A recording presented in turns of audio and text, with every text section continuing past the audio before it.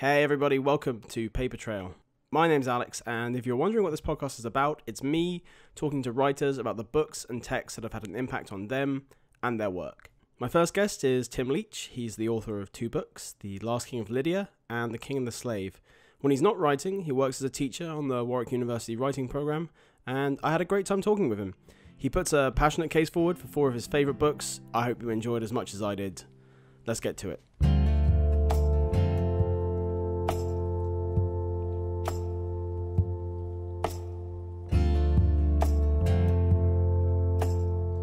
Tim Leach, welcome to Papertrail. Oh, pleasure to be here.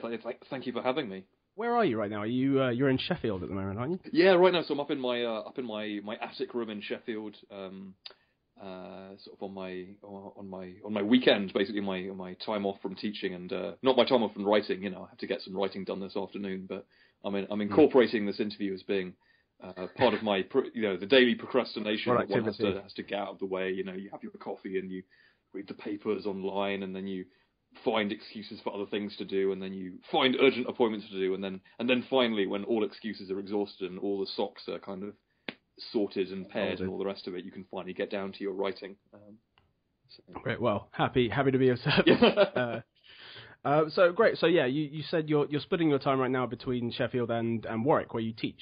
Yeah, that's right. So I go down there in midweek, usually Tuesday to Thursday when my teaching is down there, and I'm up in Sheffield the rest of the time. I'd like to get straight into the four books that you've sort of given me, and I think if we can, we'll work through them chronologically. So to start with the first book that you'd like to talk about, and I'd like to talk to you about, is Watership Down by Richard Adams, and this is a book that you had read to you from a very young age, as I understand it. Yeah, I can't remember exactly when. I remember. I hope it's a true memory. You never know with your childhood memories how much you're kind of constructing them after the fact. I think it was me and my sister, and my dad was reading it to me. I do remember laughing for about 5 minutes solid at the name Bigwig. I can't remember it. It was the name of one of the rabbits in the book, which I remember finding ferociously funny. Sort of just absolute burst of hysterics. But yeah, he used to read it to me. I'm sure it's certainly at least once, maybe a few times, because I think it rapidly became a kind of favourite. I mean, I reread it very often. I've actually genuinely lost count of the number of times that I've read Watership Down. You know, when I was younger, when I was old enough to tackle it myself, I read it many, many times. In fact, it's kind of become a ritual, along with another book later on this list, that after I finish a book of my own, I always go back, and it's kind of my reward as I go back and I reread Watership Down and one of the books we're going to talk about later as well, because they're sort of partly for pleasure, partly because it's so wrapped up in so many enjoyable memories for me, with my dad and good rose tinted childhood memories and that kind of thing. But it's also informed to a surprising degree, and every time I reread it, I realise how much of the almost shapes of storytelling or elements or themes of writing I've actually taken from a book about talking rabbits. If I'm ever famous enough to be actually academically studied, there's people doing MAs or PhDs or anything, or writing any essay that references my books, and a student ever contacts me, I'll just be able to say, just go read Watership Down, and you'll understand, my working process. Basically, you'll understand the kind of the thematic underpinning of the Tim Leach canon is talking rabbits. It begins with a book about talking rabbits. It's all there. It's an interesting child's sort of. It's considered a child's book, but it's sort of been described by the author, by Richard Adams, as sort of a book to scare young children. It's quite there are some pretty nasty bits in there. Yeah, it's really strange, because I mean it's very tough to pitch to people. It's one of those books that when I'm asked what are your favourite books, which you get asked quite a lot, I guess, as a writer or a teacher of writing and that kind of thing. I've got the old school answer, which is also true. One of my favourite books is War and Peace, but it's kind of a lazy thing to say, Like, oh yeah, War and Peace, it's sort of and comes across as being maybe slightly pretentious, I don't know, but or a kind of bragging rights. Yes, I've read it, all unabridged, and I love it, in that kind of sense. And then East of Eden, which is one of the other books that we talk about, I will throw in as well. It's a slightly more, but it's another big galumphing book. and then I throw in, my secret confession of Watership Down, which is a very strange book. I think for that reason, because it's very hard to sell people on, because it's it's dark, it's violent, and there's some quite interesting stuff going on there. So it's not the nice thing to read to very young children, say, and it's too advanced as a thing to read as a very young child. But then by the time you're into your teens, or which is probably when you're approaching the reading age, that you should be reading this kind of 400, 500 word novel, 500 page novel with plenty of semi-complex vocab and dark incidents. You don't want to read a book about talking rabbits, because that sounds like it's for kids. But and then when you're an adult, you don't want to read a book about talking rabbits, because it sounds like it's for kids. But so it can be a very hard sell for people. But all I can say is that if you've not read Watership Down, you should immediately go home and read Watership Down, because the world could end tomorrow. You could be hit by a bus tomorrow, and then you'd die without having read Watership Down, which would be an immense tragedy. And you shouldn't let that happen. You should do everything in your power to stop that from happening. Wow, that's quite a ringing endorsement. Yeah. Yeah. I mean, it's also, I suppose, it's maybe some people's first introduction to the idea that a book is more than its cover. Like there's more behind something than what you might initially see or what you might initially hear described. So it's probably quite a healthy first book to or a healthy book to encounter me, like, oh no, like you need to give a book its time to sort of settle in and actually show you what is going on behind that sort of initial sheen that might have gotten you to pull it off of the bookshelf. Yeah, and I think it's become, I don't know, I mean, I think most of the books that I would cite as the big influences for me, or the books that I really like, are the ones that, as well, that you can enjoy on many, many different levels. And, so when I was a kid, it was just a wonderful adventure. I loved I mean, it's a quest story in many respects, and it's a lovely adventure. It's great characters. It's full of danger and tension and excitement and this kind of thing. So I just enjoyed it as a kind of pure adventure story.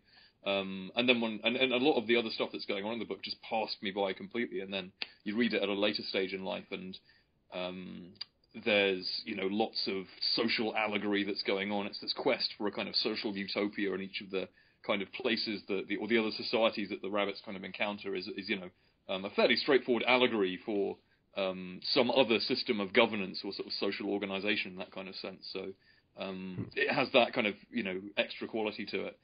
So you can kind of take or you can take it as a kind of ecological message. There's a kind of eco reading of it as well, with the humans as being this kind of rapacious, destructive force who are sort of going throughout it. So it's really a book you can take in many directions. And I think in my own writing, the kind of novels that I like to write, I suppose, are ones that you can enjoy them on a pure story sense. That I'm always attracted to fairly high stakes narratives, I suppose, sort of high pressured situations with very significant life or death consequences. I hugely admire people who can write, I suppose, novels where the central conflict or crisis is riffing more off something that is very personal or low key or psychological or something like that. I think that's a tremendous talent. I think I suppose I like I like life and death, high stakes narrative to that degree. Bearded men running around committing acts of atrocities. Living in that, which is what's drawn me to their history world, I suppose, or ancient history, is that the world feels like a more violent, in these contexts anyway, a more violent and immediately dangerous and unknown and scary place, which is of course the rabbits' experience in Watership Down. They live in this world where everything is out to get them, where they are hunted by pretty much everything going. So it is this dark, unknown, violent, mythic world, which again kind of draws me. But I suppose in my books as well, I try to layer in.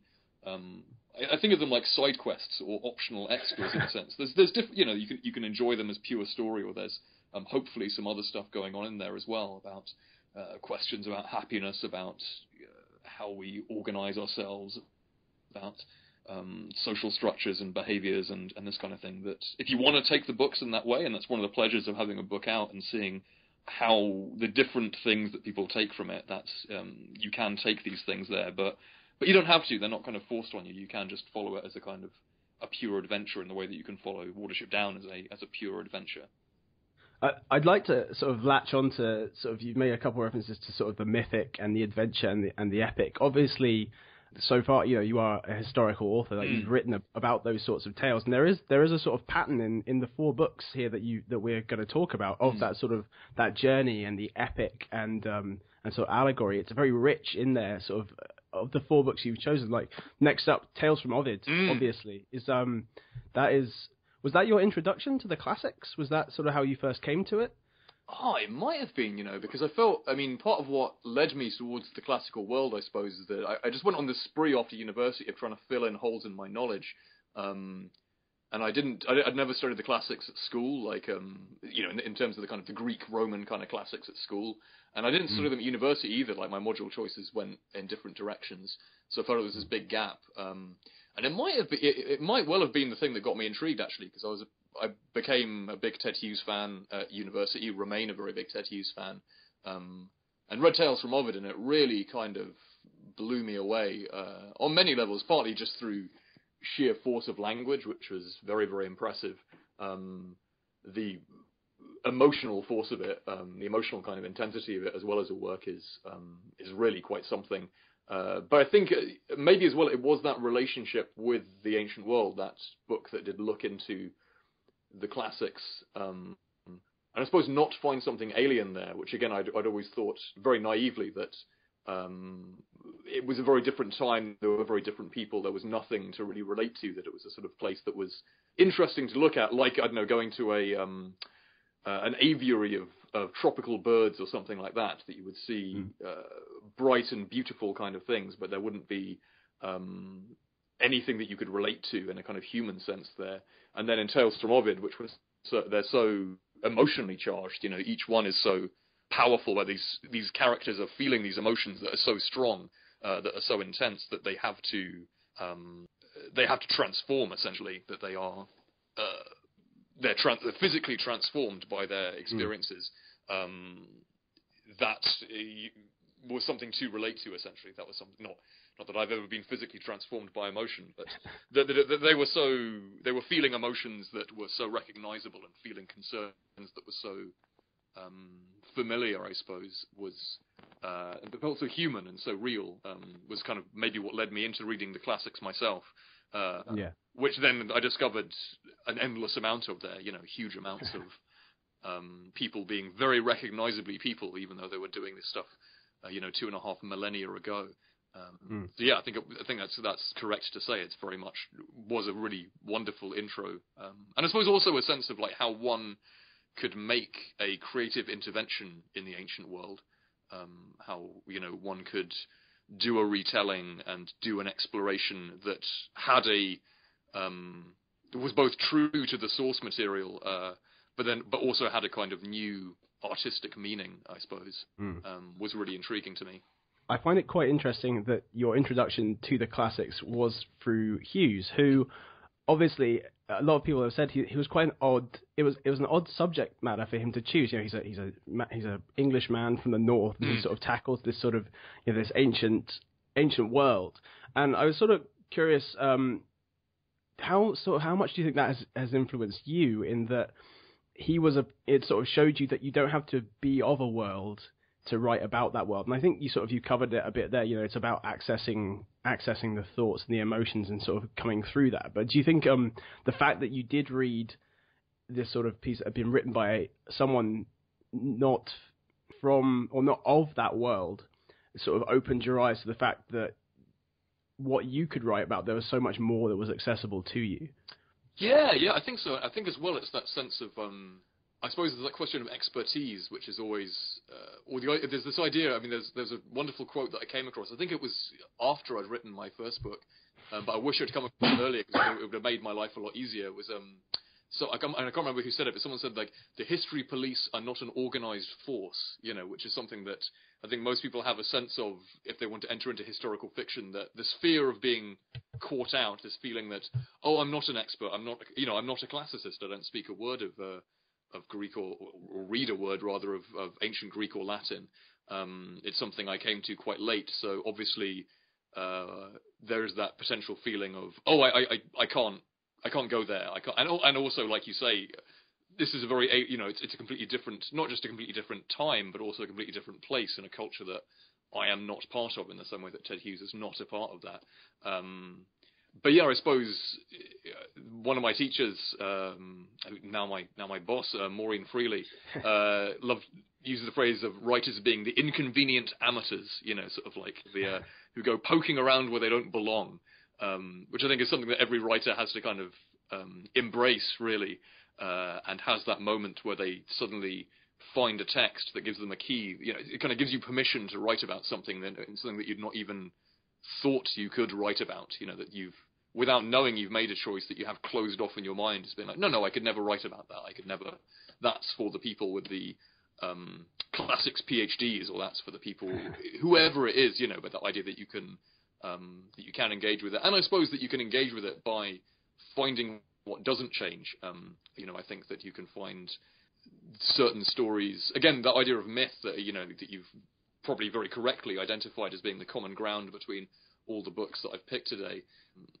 Myths are very specific in some ways to the cultures that they evolve out of, but the reason they become myths, I think, is that they have some timeless, universal quality to them that makes them unanchored to a specific time and place. That then allows access to them from wherever you encounter them. So I think, maybe that's what Tales from Ovid was one of those books that, along with other very good historical books like I, Claudius by Robert Graves and Christopher Logue's War Music, a wonderful kind of, it's kind of like the Tales from Ovid for the Iliad in a sense. It's a wonderful book. It's War Music. He wrote a whole sequence of them, kind of retellings, very loose. I don't know if you could call them translations of the Iliad, but reimaginings almost of the Iliad, that you could, as a modern writer, go back and explore these myths in your own way and take them in your own direction. It was a gift of permission in a sense, as well as a kind of education in beautiful writing. And Hughes always writes very forcefully and very beautifully, but very crisply and cleanly as well, almost in a novelistic sort of sense. And that was it was a language to write in as well, a way to talk. And in fact, there's hopefully a homage rather than a rip-off. There's a line from Tales from Ovid in my first book. It's at a critical moment. I think it's a homage. I hope so. Well, I think that's a lovely quote from Maureen. I think, and I think for a lot of people, the books that if you ask them about their favorite books, those books are often the ones that they do sort of give you the permission to go away and try something. You're like, well, okay, no, I can do this. Like, so it's these sort of books that stick with us are often the ones that show us possibilities that we were sort of otherwise unaware of. So obviously it's a poetry book. There's another book, Bluets, which we're going to talk about last, which is sort of lyrical essays. Are you a big poetry reader? Not as much as I should be. I feel like I'd love to read. Well, I'd love to read more generally, but everyone says that. I suppose everyone, as soon as you start, as soon as you become even a semi-serious reader, all you become aware of is how much you haven't read, and how, sort of how the gaps in your knowledge that you will never fill. I love, very, very good poetry has been something that I love to read. I quite quickly figured out that it wasn't for me to write. It wasn't really how my brain or my creative. Every time I tried to write a poem, it seemed to become a short story, and every time I tried to write a short story, it seemed to try and become a novel. So, there seems to be a sort of a direction that I was being led in, essentially, that precluded poetry. But I never, the study of it was wonderful to me as a prose writer. To try and learn to handle language with that level of precision. The writing of poetry is so fascinating, and the reading of poetry is so fascinating, just because of the weight of every word, every piece of punctuation, the place of a comma matters so much. It has such kind of force and power to it, and I think when I come to poetry, or when I read poetry, which I'd love to read more of, that's kind of what I take away from it to that degree, that sort of absolute force of language, which is just wonderful to read.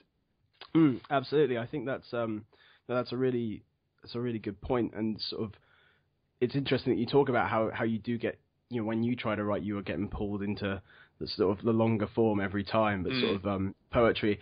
I have a tin ear for poetry. I struggle with that. Like, I can appreciate when it's good. I actually do really like Ted Hughes. I think we have 3 copies of Crow in the flat right now because we kept buying it or being bought it, so it sits around. There's a Crow in every. There's a Crow in every corner of the house. That emergency supply of Crow. What if you lost a copy of Crow? What if you lost 2 copies of Crow? Then exactly, you need backup. You'd be without Crow, so you need that sort of that double redundancy there. For me, it's like poetry. Even as someone who maybe has difficulty fully accessing poetry, just sort of going through it and seeing sort of beautiful lines and the way that prose is handled can be really inspiring, and you find ways to apply it outside of your reading and into your own work. So going on from that to East of Eden by Jon Steinbeck. That is a you talk about your work getting longer. That's a weighty tome. Yeah.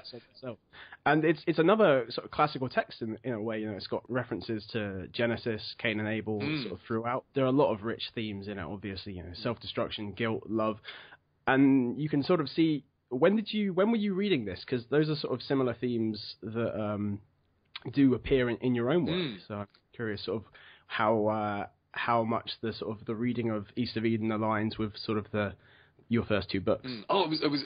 I mean, it's a horribly romantic. I don't know, like a capital R romantic rather than lowercase r romantic time when I was reading. I'd left London. I was kind of unsure of what I was going to do, whether I was going to try and retrain to be a journalist, if I was going to commit more to the copywriting that I was doing at the time as a career, or if I was going to be rash and throw myself into novel writing and kind of refocus my life on that. So I was working in this Greek bookshop. I'd run away to this Greek island. Multi-language, mostly English language bookshop on a Greek island, which I had some friendly connections with, and I was staying there for a few months on this. And I came across it there, and I knew that it was like some of the people that founded the bookshop had talked about East of Eden as being, one of the novels that they loved very much, and there was a copy behind the counter in this kind of staff library, along with lots of books on chess. It was that kind of a place, and so I read it while I was there, and it was a point where my own creativity was starting to wake up again. I was writing again a lot. I was about to start on what ended up becoming my first novel, and was probably quite informed by East of Eden that kind of way. And read it, and I think there was it was the right book at the right time, which is another thing I think that affects our choice of our favourite novels to some degree, or the novels that kind of change us. It's about the book, it's about the quality of the book to a lot, but sometimes you just come across that, and it was a really good book to read at a crossroads, I think.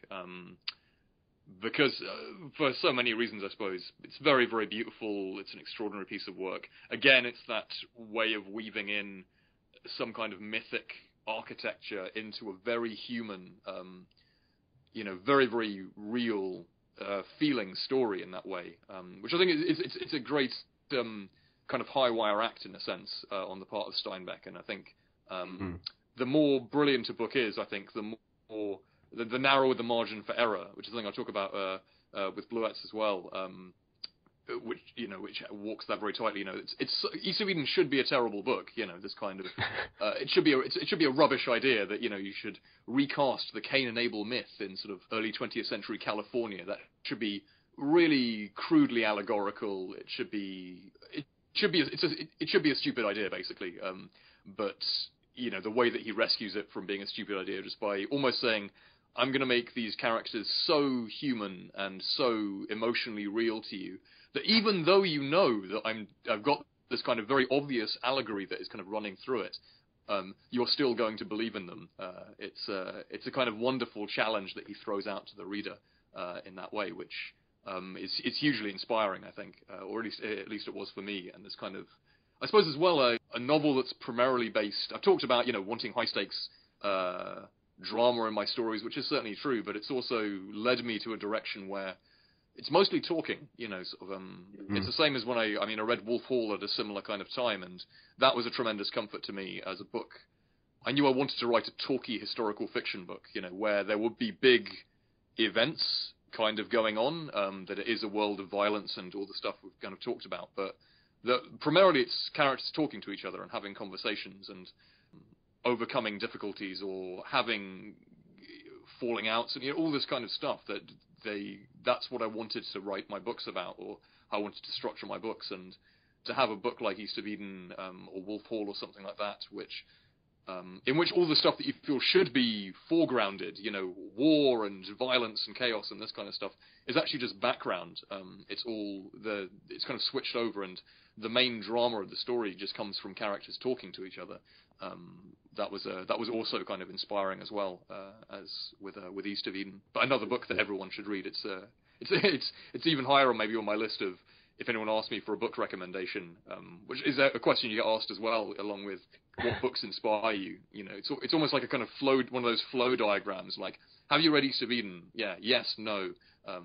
If yes, then the pattern expands. And there's lots and lots of books to recommend. If no, go read East of Eden. It's just a wonderful book. What's interesting to me is, as we progress chronologically, this is also the first American book that we sort of talk about. There's sort of was there you're at university at this point, or it was post-university, wasn't it? So your reading world is sort of starting to expand. Like, did you feel like you were reading more books, that maybe this was the first time you were exploring books outside of a curriculum, maybe? I'd set myself after, it was a sign of how indoctrinated I kind of become by university thinking, I suppose. But it was a pleasure of it as well. I think it's one of the pleasures of an English literature degree is it kind of teaches you how to read to a certain degree. And so I'd started constructing modules essentially in my head after I graduated. That's just how so firstly I went on a kind of Russian binge because I felt like I'd not read any of the great Russian novels. And so, I did some research and I drew up a kind of reading list for myself and kind of worked through them. Dostoevsky and Tolstoy and Turgenev and, not all of them, but kind of the selected highlights to a certain degree until I felt like I'd done a good run on that. And I did the classics as well, which is where I came across Herodotus, the source text for my first book. And, I don't think it was consciously the Americanness of it that led me to it. But then again, I think it's just that Steinbeck I'd never read a Steinbeck before that. I'd not come across Of Mice and Men at school, which is the kind of classic first intro to Steinbeck. It's not bad, but I don't think it's not a brilliant book. I don't think. But I think he's also not, his star is slightly eclipsed, I suppose. I don't think he's particularly fashionable to a certain degree. So I've just not really come across him. I'd never read Of Mice and Men, and I've just not really come across Steinbeck. So I honestly can't remember what led me to him. It wasn't a consciously American thing necessarily, but perhaps it was, I'd not read that much American literature, I think, apart from Hemingway up to that point, and he was a logical progression to a certain degree. But it was very specifically for the place. But the shop was run by Americans who had a very strong, obviously, love of Steinbeck. That's what led me there, I suppose. We should say the bookshop that you're talking about is Atlantis Books, which is on the island of Santorini. Yeah. Like a wonderful place. I don't know. Well, they're in the middle of a kind of, the bookshop's being threatened to be bought out. They're trying to buy it. So hopefully by the time this podcast comes out, the bookshop will still be there. Bookshop will still be alive. Well, let's hope it's sort of it's a Paris and Co. in the Sun sort of. Yeah. With Shakespeare and Company in the Sun. Yeah. Shakespeare and Co. God, yeah, sorry. Shakespeare and Company in Paris. Yeah, but yes, that's very much it. This kind of crazy bookshop run by wandering volunteers, living amongst bookshelves, and it's just as kind of wonderfully romantic as it sounds. No, it seems like it's sort of a common hub with a lot of writers sort of flow through it, sort of in and out when they need some sanctuary for a while or a quiet time to work. Yeah, it's interesting. It's one of those. It's always fascinating, these kind of shipwrecked places in a sense, like where that collect lost people of a certain sort of predilection. So Atlantis Books is very much.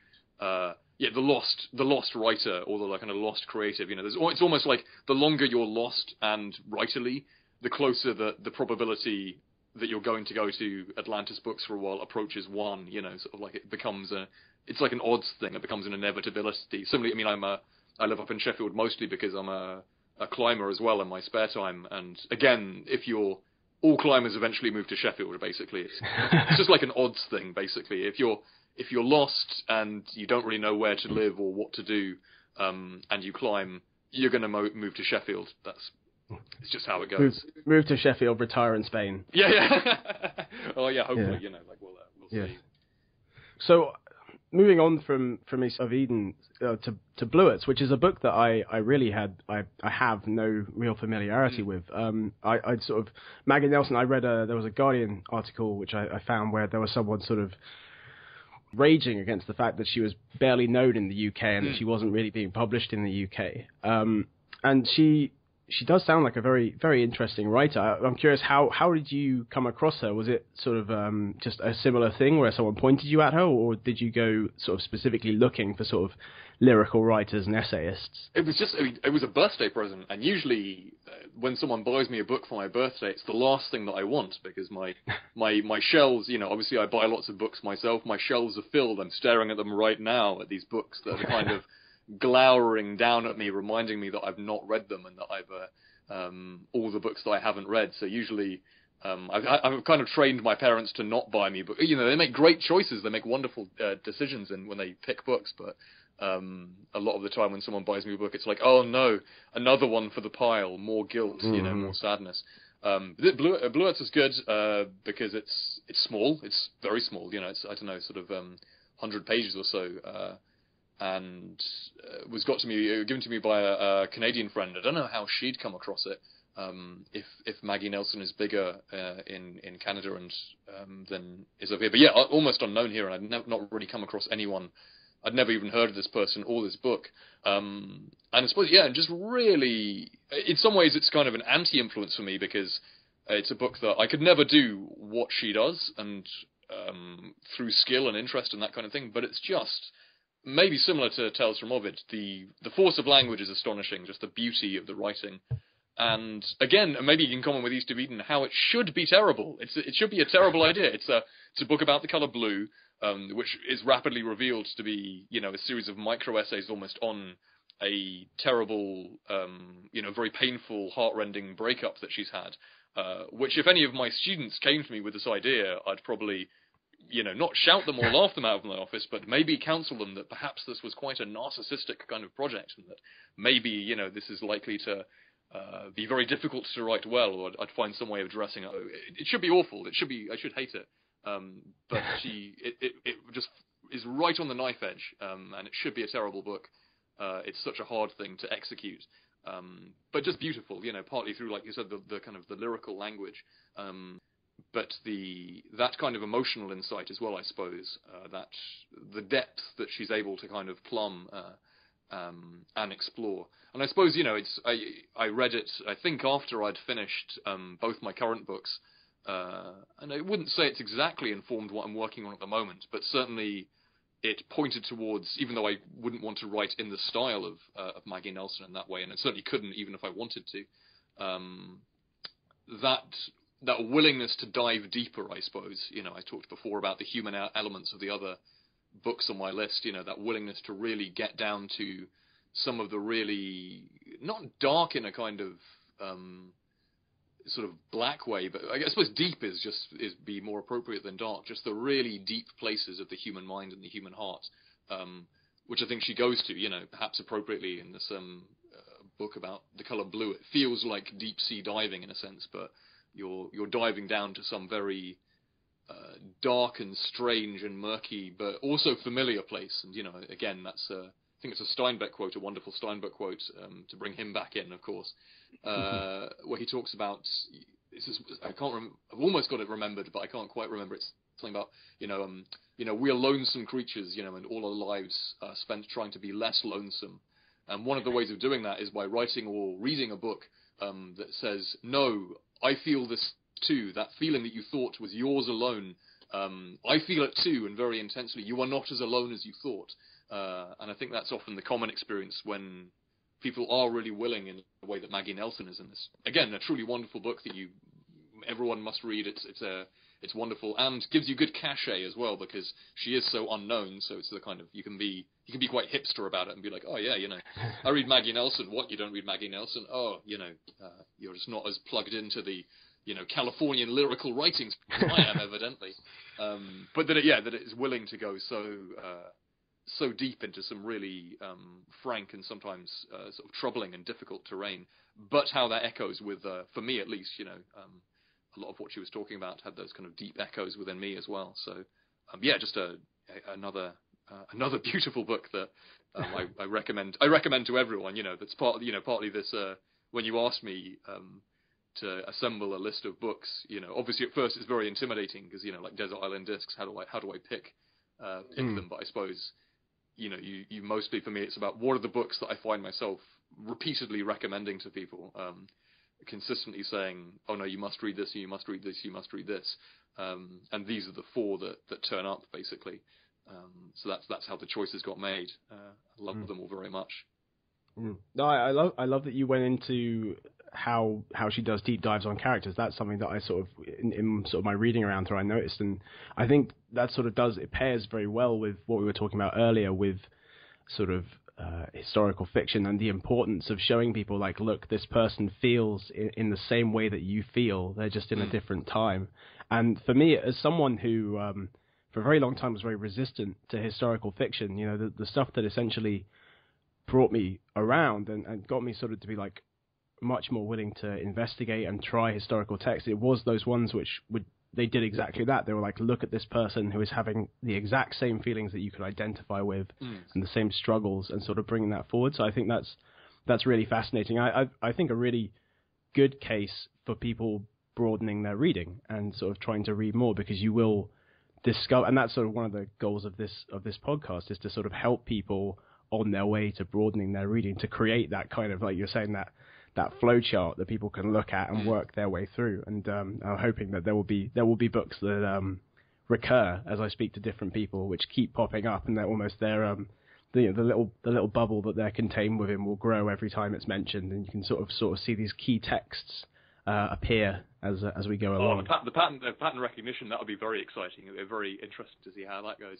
I think it's that it's my favourite compliment, and I get it, not frequently as in every day, but quite often about the books. It's my favourite thing that people say about the books, and it's recurred enough that it's become a pattern. When people say, oh, I really didn't think I was going to like your book, but, or I don't usually read historical fiction, but, and that kind of thing. And I suppose, again, that ability to, which again, I never thought I was going to write historical fiction. It's about the last thing I did try. I tried many, many other forms of writing and many other kind of styles of novel writing and that sort of thing. If you told me 10 years ago that I was going to end up in historical fiction, I'd have laughed at you. I'd be like, oh no, I bet, but it was just this one story from the past. In this case, at first, anyway, the story of Croesus and Herodotus. Whereas I really want to write this story. I guess I'm going to have to write historical fiction because this is historical. I guess I'm going to have to learn to write historical fiction because I don't really read much historical fiction. So I'm going to have to go on another reading binge and bone up on how one does this, basically. And so I came to historical fiction, not reluctantly exactly, but almost by surprise, or it surprised me. And I think that's a very wonderful thing, particularly for writers, I think, people who want to write, reading as broadly as you can. And a lot of my writing, historical fiction writing is underpinned by my teenage love of fantasy. I don't read much of it anymore, but much to my parents' despair, who were always trying to throw, like Turgenev and stuff in front of me. I was chewing my way through kind of Dragonlance and Tolkien and Catherine Kerr and all these other, fantasy novelists in my teens. And there's huge amounts, there's very good fantasy. I was very indiscriminate, and when I look through my shelves again, there's some stuff that I look at. Like Catherine Kerr is a wonderful and very underrated kind of fantasy writer. Who's just genuinely very brilliant, and another influence of mine. There was loads of dross as well, like loads of really terrible sort of like naff Dragonlance cash-ins, basically, that were just rubbish. And lots of good stuff there too. I was very indiscriminate though. I read everything that had dragons in it, basically. But that world building quality that fantasy writers have to do very, very well is something that very much informs my approach to history, particularly dealing in periods where I have to assume that the reader has no knowledge whatsoever of this time and this place. When you're writing about places like Lydia and ancient Persia and Babylonia and this kind of thing, you might as well be writing about Mordor and Rohan and this kind of thing. That has very little reader knowledge, so you have to world build in that kind of way. Horror writers are amazing for kind of single scene escalating kind of tension. There's so many things that we can learn from the crime writers, plot, structure, this kind of thing, these kind of amazing kind of clockwork mechanisms that they construct are truly wonderful. So I think that people can get very trapped in their bubbles of reading what they like and they always liked, or they feel is the correct thing for them to be reading. But I think particularly for writers, reading as diversely as possible, there's so much to learn from each different style.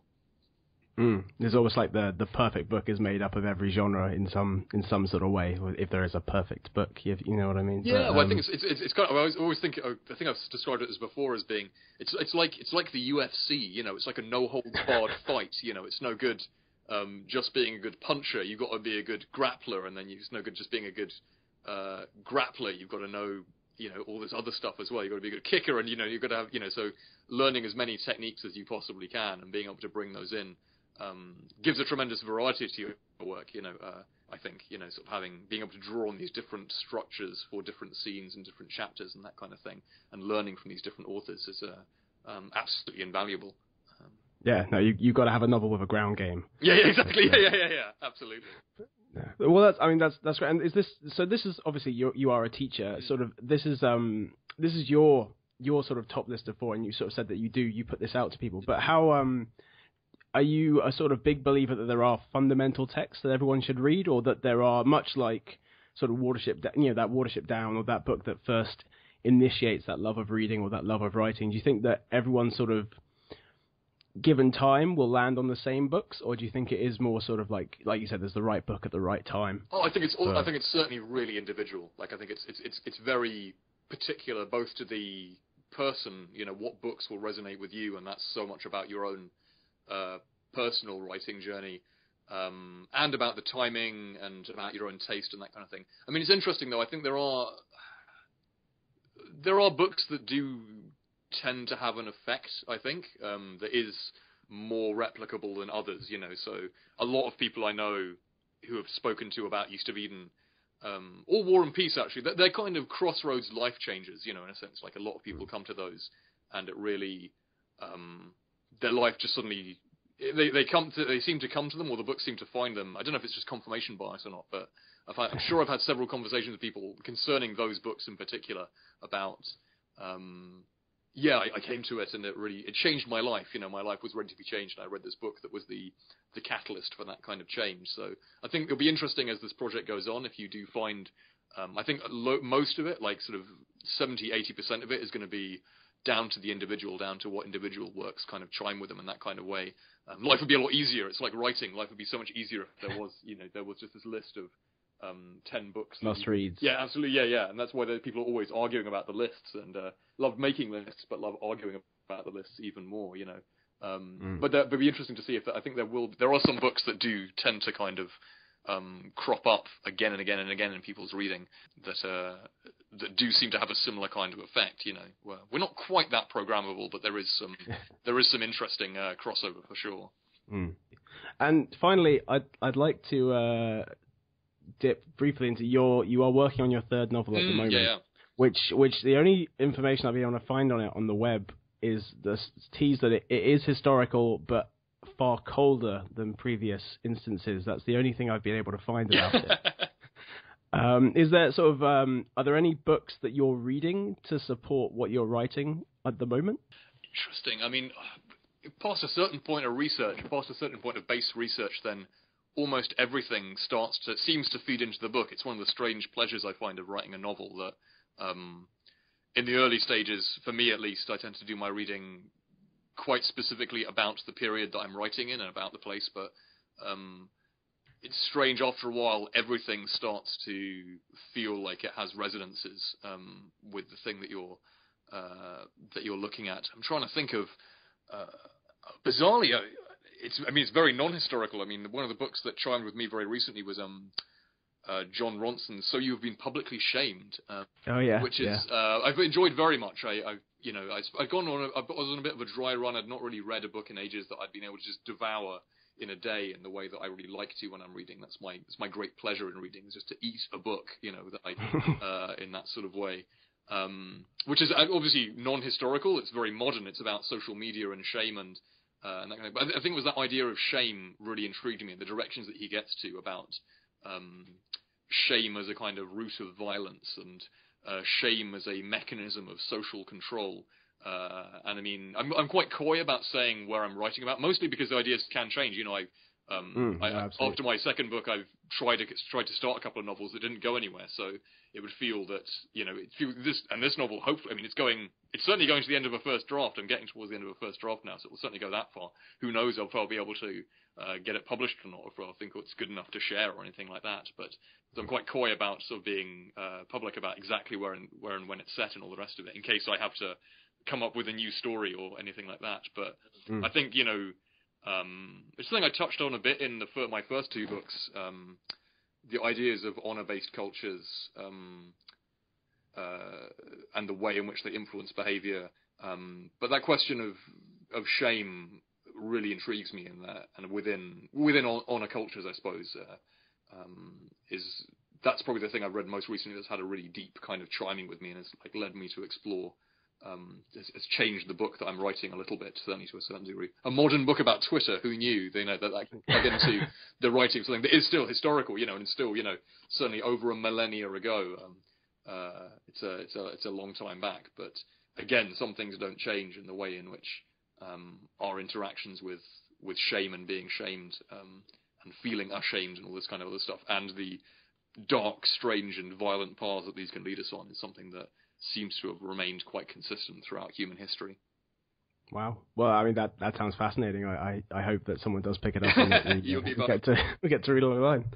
But look, Tim, this has been fantastic. Thank you so much for coming on. It's been a real pleasure, and yeah, I'm looking forward to seeing what you've got coming next. Oh, thanks so much for having me. It's been a pleasure chatting with you.